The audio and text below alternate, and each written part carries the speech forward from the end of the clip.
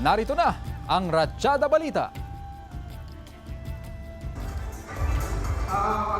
Mahigit 300 magsing-irog ang nagpalitan ng aydu sa isinagawang Kasalang Bayan 2026 sa Gapan, Nueva Ecija noong Araw ng Mga Puso.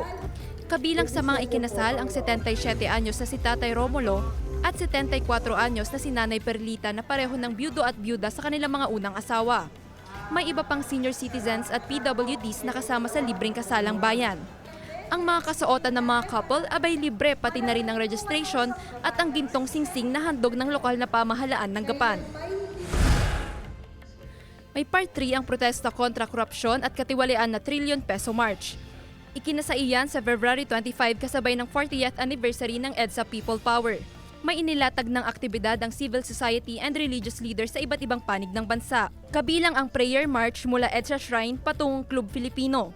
Sa EDSA Shrine din gaganapin ang main program.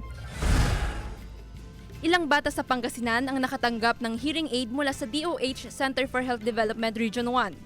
Kabuang 40 hearing aids ang ipinamahagi sa mga benepisyaryo mula sa ika-6 na distrito ng probinsya. Layon ng aktibidad na matulungan ang mga batang may kapansanan sa pandinig na maaaring makaapekto sa kanilang pananalita at kakayahang matuto. Joel Fernandez, One North, Central Luzon.